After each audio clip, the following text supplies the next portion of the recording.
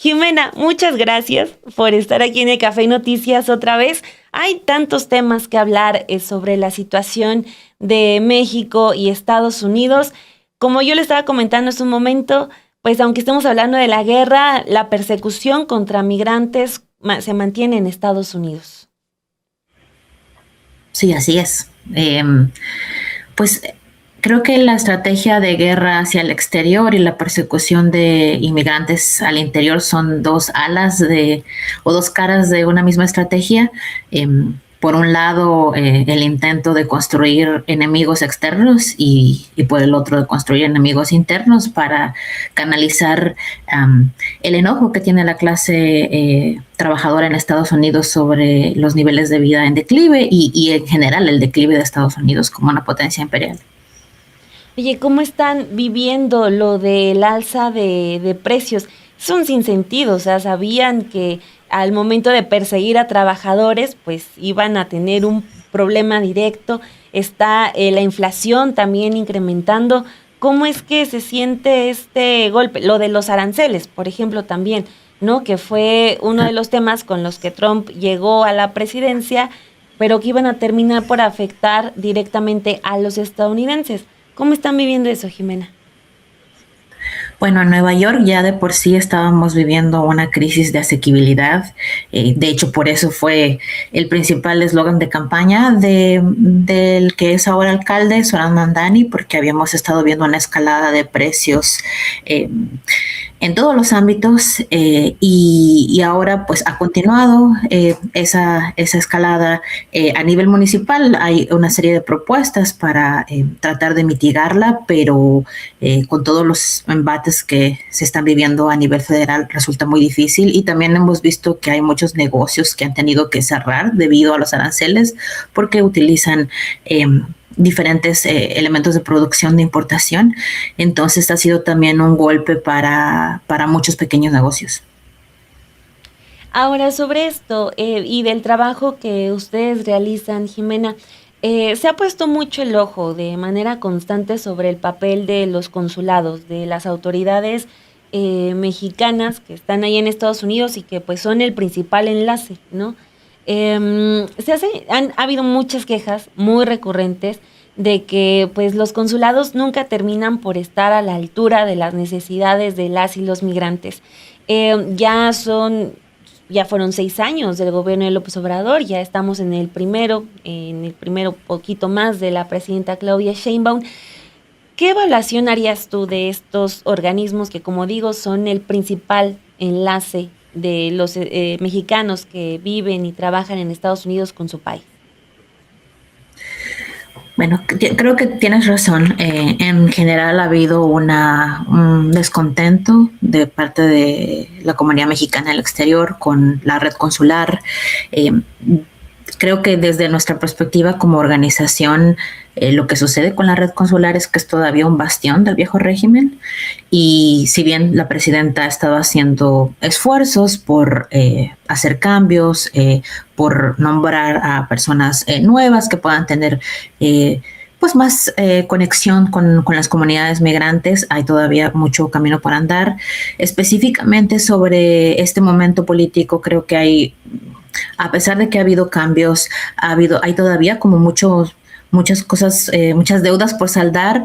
Me parece que los consulados pueden jugar un papel mucho más activo en la defensa de nuestra comunidad inmigrante, en hacer conocer, por ejemplo, el plan de México Te Abraza y en asegurarse de que este plan es realmente, los servicios que se ofrecen son realmente accesibles para nuestra comunidad retornada.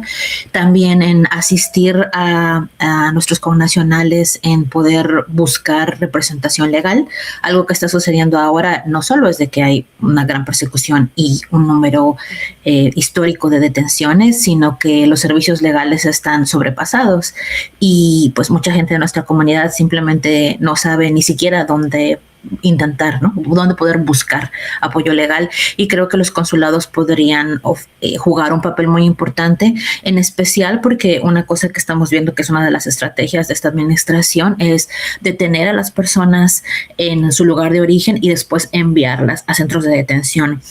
en estados ultraconservadores. Entonces, por ejemplo, eso ha estado sucediendo en Nueva York. La mayoría de gente que es detenida aquí no se queda aquí, sino que es después transferida a Luisiana o a Alabama. Y una vez que eso sucede, las posibilidades de liberar a alguien se vuelven mucho más difíciles porque los servicios legales reciben fondos estatales y están hechos para atender a las personas que están en el estado. Entonces, es ahí donde, por ejemplo, la red consular podría jugar un papel muy importante de guiar a las familias de personas que han sido transferidas a centros de detención en otros estados y buscar apoyo y representación legal en esos otros estados. Y otro punto que me parece que también es crucial en términos del trabajo de los consulados es poder ofrecer asesoría a las personas de pueblos originarios. Eso es algo que hemos estado viendo aquí en Nueva York, que por supuesto cuando cualquier persona es detenida, dada la escasez de servicios legales y el poco conocimiento que existe en nuestra comunidad sobre cómo actuar de manera veloz y eficaz, esto es todavía mucho más grave para las personas de pueblos originarios. Y sobre todo, de nuevo, si son transferidas en estados donde el acceso lingüístico de servicios y de asesoría es todavía menor, creo que ahí también los consulados tienen un papel que jugar y que pues no están todavía a la altura de las circunstancias.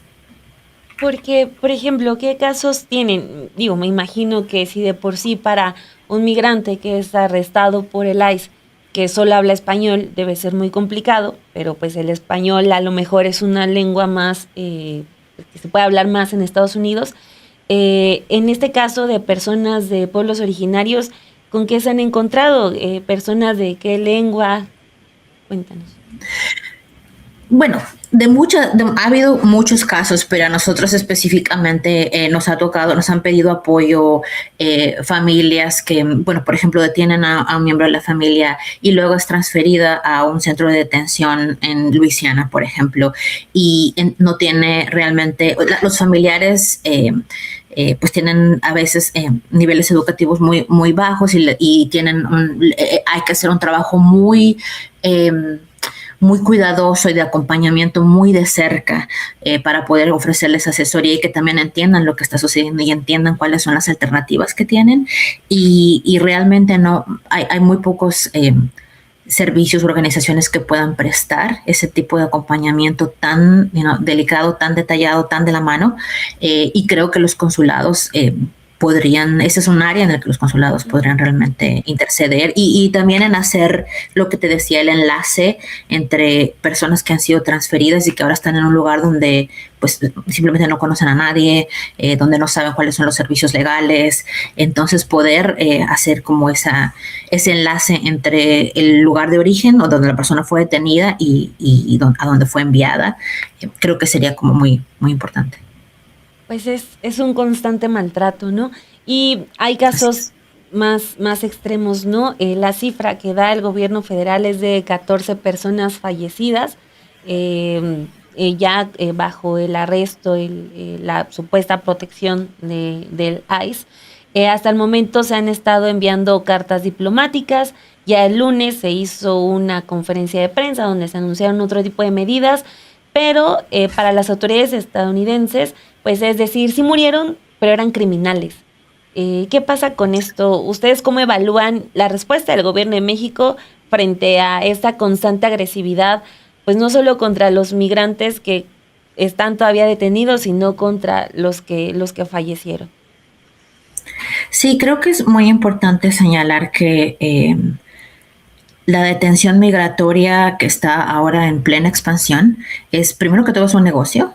Eso creo que tenemos que decirlo. Muchos de estos centros de detención, o como les llamamos dentro del movimiento, campos de concentración, están a cargo de compañías privadas que ganan millones de dólares. El gobierno les paga millones de dólares por tener a las personas detenidas. Y creo que también ese es un incentivo más para seguir deteniendo gente. Y simplemente no hay mecanismos de rendición de cuentas sobre las condiciones dentro de estos centros de detención. Se sabe de todo tipo de abusos. En general, la atención médica y de salud suele ser o no existente o precaria o llega con retraso. Eso también nosotros lo hemos experimentado de manera directa. Se han acercado familias que han tenido casos muy graves de familiares en detención con condiciones de salud muy delicadas, y lo que hemos visto y lo que nos han dicho muchos compañeros que son trabajadores de la salud y que abogan por los derechos de las personas inmigrantes, es que la posibilidad de las familias o de cualquier persona en el exterior realmente de poder pedirle cuentas a quienes manejan estos centros de detención, por ejemplo al Grupo Geo, sobre cuál es la condición de mi ser querido, quiero saber si está recibiendo sus medicamentos, o su salud está deteriorando, quiero saber cómo está. Realmente no hay... Las compañías a cargo de estos centros simplemente no responden, y no hay ninguna autoridad federal que los obligue a responder. Entonces eso, combinado con las condiciones terribles de hacinamiento, el frío dentro de estas instituciones, por eso también a veces las llamamos las hieleras, porque suelen ser como lugares helados donde si la gente no está enferma, se enferma. Y además, claro, el estrés psicológico, diferentes formas de abuso físico, todo eso conduce a que las personas que ya llegan con un tipo de problema de salud, que esa condición se exacerbe, y quienes llegaron sanos se enferman. Entonces eso ha llevado a que en el 2025 se reportara el número de muertes en detención más alto de las últimas 2 décadas. Aproximadamente 33 personas murieron el año pasado, y este año se calcula que hasta este mes ya van 14 personas fallecidas dentro de los centros de detención. Entonces se perfila a que pues el 2026 sea un año donde haya quizás incluso más muertes que en el 2025. Entonces sí, pues son básicamente centros de muerte, y esta es una de las, digamos, es quizás la manera más... la forma de destruir las vidas de las personas inmigrantes más explícita, quienes mueren, pero luego tenemos todo otro rango de cosas que están sucediendo ahí, todo tipo de abusos. En el caso de, por ejemplo, mujeres y personas embarazadas, no hay pues prácticamente ningún tipo de atención prenatal. Ha habido muchos casos de abortos espontáneos dada la falta de atención, o personas que dan a luz en las peores condiciones, no sé, ya sabes, atadas a una cama, en fin, o sea, la serie de abusos reproductivos y sobre la autonomía corporal son enormes, y afectan mucho también a niños, niñas y a mujeres. Pues ahí el papel de los consulados, pues sí, lo que me viene a la mente es que las cartas diplomáticas son claramente insuficientes. Así es. Creo que algo interesante que está sucediendo es que con esta muerte reciente de uno de nuestros connacionales en el centro de detención de Adelanto, el gobierno de México anunció la presidenta anunció que iba a tener una estrategia, digamos, integral, y que por un lado se iba a llamar a un comité dentro de la Comisión Interamericana de Derechos Humanos.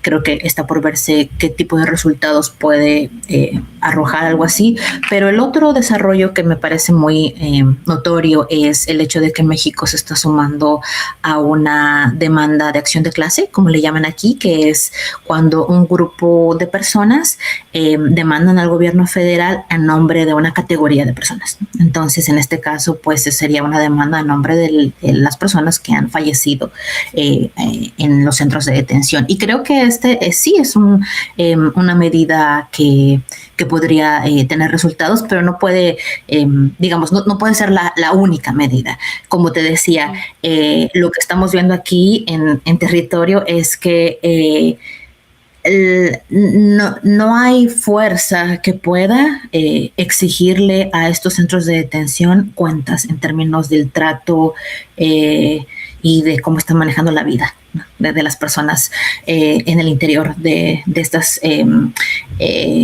centros. Entonces creo que el gobierno de México tiene que tener una acción pues mucho más proactiva, ¿no? Tiene que ser mucho más proactivo y mucho más vocal para inspeccionar las condiciones, y también para cuestionar el número de personas que están detenidas, que creo que quizás es algo que quieren que naturalicemos, el hecho de que hayan cientos de miles de personas en detención, pero por eso no nos cansamos de decir que eso no ha sido así. No siempre el que te detengan, el que estés en el país sin autorización se manejaba a través de la detención. Eso es un desarrollo relativamente reciente, y que hay un incentivo económico por mantener a la gente detenida.